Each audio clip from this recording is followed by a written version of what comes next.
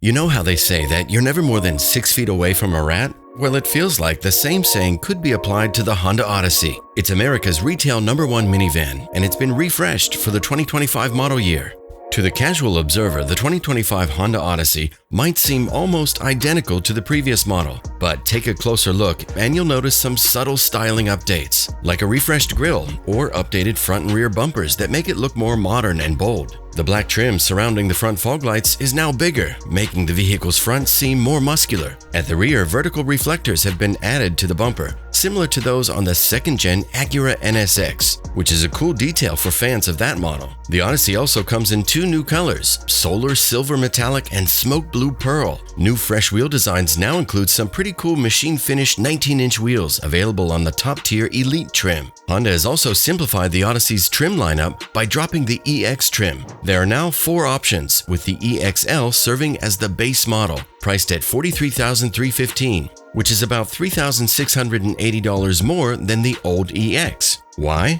Well, the 2025 Odyssey is getting lots of technology updates that we'll cover more in depth later. But for starters, all Odyssey models used to come with an 8-inch touchscreen infotainment that has now been upgraded to a larger 9-inch screen. This new display features Honda's latest software, which promises quicker response times and includes wireless Apple CarPlay and Android Auto. But more on that later in the video. Back to the lineup changes, the Sport trim has been updated to the Sport L, starting at $44,465. The Touring and Elite trims are still part of the lineup, with starting prices of $48,005 and $52,275 respectively. The rear seat entertainment system is now upgraded with a larger 12.8-inch screen that drops down from the headliner. The HDMI port has been relocated to the center console, where you'll also find a bin dedicated to streaming device storage. The cabin features more USB-C ports than on the previous model, including in the 3rd row, and the gauge cluster has been updated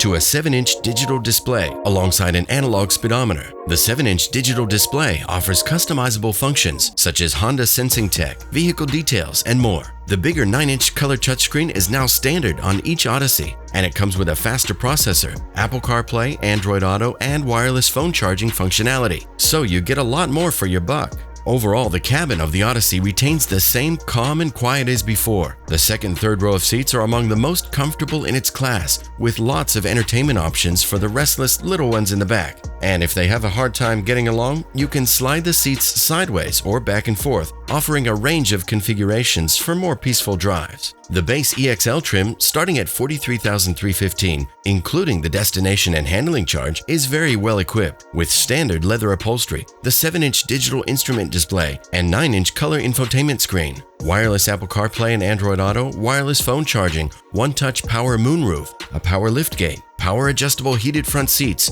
and what Honda calls Magic Slide 2nd row seats, which fold nearly flat on the floor, making it easy to remove and load cargo. On top of all these, you also get the rear seat reminder technology as standard. This feature alerts the driver if there's another person or item in the rear seat before exiting the car. Technically, if you had opened a rear door shortly before or after starting the car, when you turn it off, the system kicks in, sending you a notification and an alert sound that will remind you to check the rear seats. Honda's not implying that you might forget your little one there, but better safe than sorry, right? If you're willing to pay about $44,500, including the destination and handling charge, you can purchase the Sport L version, which offers a sportier, blacked-out aesthetic with darker taillights, redesigned Berlina black 19-inch wheels, and lots of gloss black accents on the grille, headlight trim, fog light surrounds, door mirrors, B-pillar, and C-pillar. Inside, the cabin is also dressed up in black leather with contrasting red stitching on the steering wheel, front seats, and 2nd row outboard seats. The roof pillars and headliner continue the black theme, complemented by red accent lighting on the dash, in the footwells,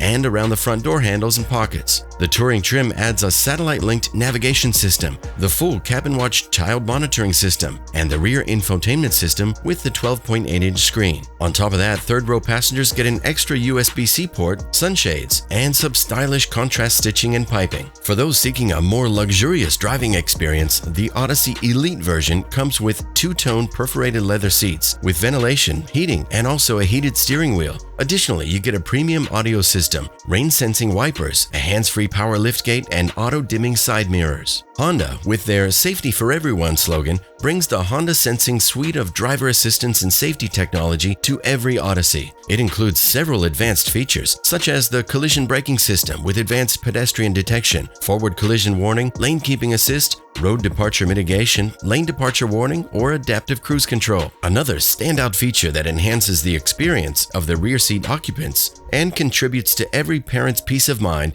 is the Cabin Watch system. Technically, a camera mounted in the overhead console will provide the driver with an image of the rear passengers. When it's dark outside, an infrared LED in the overhead console provides night vision without making the rear passengers feel uncomfortable. And like this, you can keep an eye on the little ones at all times during your road trips. You know, just in case. The Road Departure Mitigation System, or RDM, uses a monocular camera to detect solid and dashed lane lines, as well as bots, dots, and cat's eye markers. When sensing the car doesn't stay within these lines, it will employ either steering intervention, braking, or a combination of both. Usually, you can configure the RDM feature to activate both steering assist and steering wheel vibration at the same time, or activate vibration and sound before intervening, or warn only and not intervene. The adaptive cruise control feature also has a low-speed follow or LSF function, which handles stop-and-go traffic by bringing the car to a complete stop when the situation asks for it. So if we were to sum it all up, the system detects a car in the lane ahead and reduces the speed to maintain a safe distance from it. If the car ahead stops, the system will also stop the car. When the car ahead starts moving again, you can resume the follow function by pressing a button on the accelerator pedal. In the case where another car gets between you and the car in front, it will switch to following the new vehicle in front. If the car in front exits the lane, your Odyssey will continue at the selected cruise control speed. Pretty neat, right? Honda had a choice to hybrid or not to hybrid. It seems they chose not to, as the 2025 Odyssey retains the same 280 horsepower, 3.5-liter V6 engine we know, paired with a 10-speed automatic transmission that sends the power to the front wheels. Fuel economy is rated at 22 miles per gallon combined, 19 in the city and 28 on the highway, which is not ideal comparing the other hybrid models in its class. This is probably the only drawback of an otherwise superb minivan that has dominated the industry for almost a decade. But although the engine is not the most economical, it does provide some confident performance, hitting the 60 miles per hour mark in just 6.7 seconds. The trusty family transporter can also haul about 4,500 pounds and still drive better than a minivan should. So it probably still remains the best minivan for driving on the market at the moment. If you still can't get the word hybrid out of your head, there's still hope. Let's remember that Honda sells the Odyssey with a hybrid powertrain in Japan. It's a naturally aspirated 2-liter gas engine that, combined with the hybrid system, delivers 212 horsepower and 232 pound-feet of torque via an eCVT transmission. However, the engine is manufactured at the Guangqi Honda plant in Guangzhou, China. So maybe it's not a fit for the US, but still, they could make a similar one, maybe with more power at their plant in the US, right? The 2025 Honda Odyssey will be manufactured exclusively at Honda's automotive plant in Lincoln, Alabama, where they also assemble other Honda models such as the Pilot, Passport, and Ridgeline. The V6 engine is also produced in Alabama, while the 10-speed automatic transmission is manufactured exclusively at Honda's transmission plant in Tallapoosa, Georgia. This highlights Honda's dedication to producing high-quality, reliable components for their vehicles, all within the United States.